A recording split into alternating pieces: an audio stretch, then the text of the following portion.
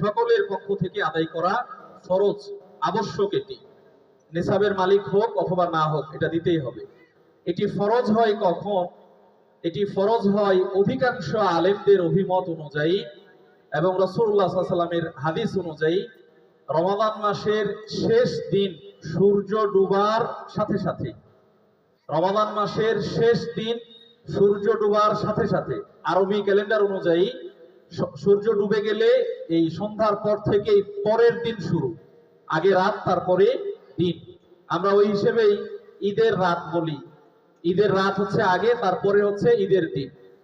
তো শাওয়াল মাসের 1 তারিখ রমাদান মাসের শেষ দিন দিবাগত সন্ধ্যায় যাকাতুল ফিতর ফরজ হয়, আর এটি তখন থেকে নিয়ে আদায় করা জায়েজ।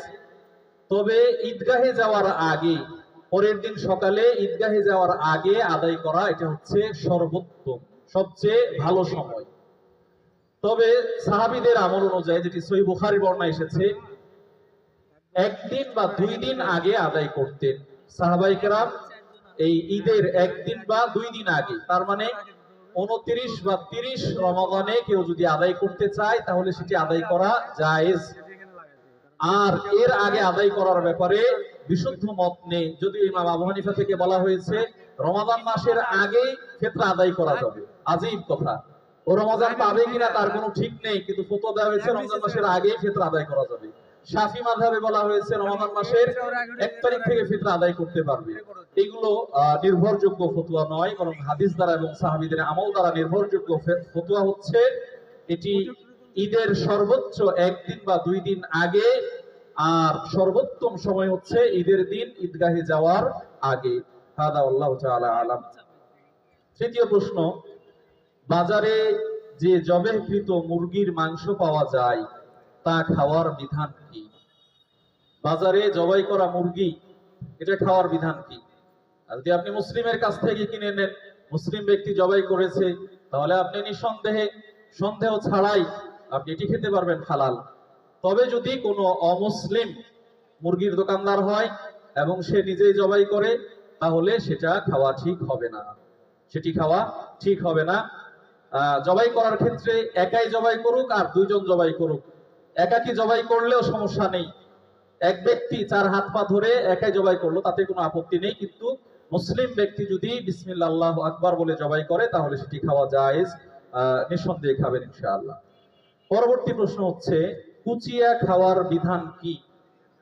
কুচিয়া অনেকে চিনবেন, চিনবেন না, বাইম মাছের মতো দেখতে, আরো হয়তো ভিন্ন নাম রয়েছে। এটি মাছেরই অন্তর্ভুক্ত। আমরা যদিও কুচিয়া বলে আলাদা পার্থক্য করছি, কিন্তু এটি মৎস্য জাতীয় প্রাণী, মাছের অন্তর্ভুক্ত একটি প্রাণী, অতএব এটি নিঃসন্দেহে খাওয়া জায়েজ রয়েছে। অনেকে মাকরুহ বলেন, এমনটা ঠিক নয়।